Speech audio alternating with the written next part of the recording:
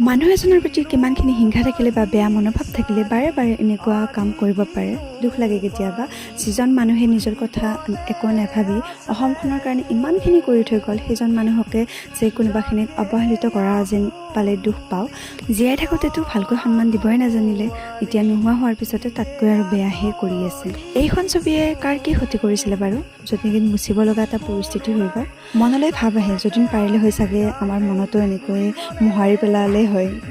ভগৱানে সেইটো বাৰু অধিকাৰ নিদিলে বা নোৱাৰে, সেইটো কাৰণে মানে ধন্যবাদ ভগৱানক। যাৰ আণ্ডাৰত এনেকুৱা এটা কাম হৈ আছে তেওঁলোকক মই ক'ব বিচাৰিছোঁ যে আপোনালোকে অন্ততঃ কিছুমান সিদ্ধান্ত বৰ কথা ভাবিয়ে নল'ব।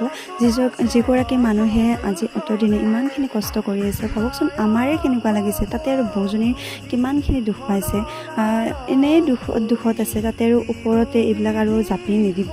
এটা কথা মনলৈ আহিছে, যদি ৰাইজ হয়তো জুবিনদাৰ ওচৰত নাথাকিলে হয়, তেতিয়াহ'লে জুবিনদাৰ যিখিনি এতিয়া অস্তিত্ব বৰ্তি আছে সেইখিনিও কিজানি নাথাকিলে হয়। ইমানখিনি জুবিনদাৰ প্ৰতি হিংসা বেয়া মনোভাৱ আছে জড়িত হয়, সেইখিনি একদম পূৰা প্ৰতিফলিত হৈছে। বাৰু একো নাই, যি কৰিছে ভগৱানে দেখি আছে। বাৰু আজি আকৌ সেইখিনি ঠাইতে নতুনকৈ ছবিখন অংকন কৰি আছে, দেখি ভাল লাগিছে। আকৌ এনেকৈ ছবি আঁকক। জয় জুবিন দা।